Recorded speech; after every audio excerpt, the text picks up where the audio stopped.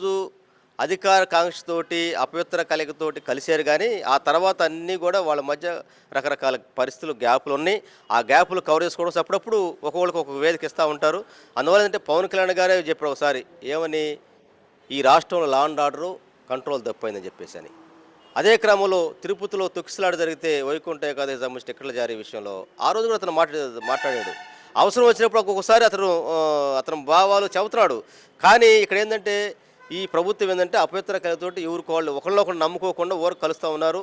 ఒక్కోసారి ఏం చేస్తారంటే పవన్ కళ్యాణ్ కొద్దిగా తోకదాడిస్తున్నాడని చెప్పి తెలుసుకుంటే వాళ్ళే మొత్తం కు కు అతని చుట్టూ చేరేదని అబ్బా పవన్ కళ్యాణ్ గారు వీరుడు ఇక్కడ మాకు అతను చిన్నది చేసినా కూడా అబ్బో హైప్ క్రియేట్ చేయడం పేపర్లు వాళ్ళే రాస్తారు.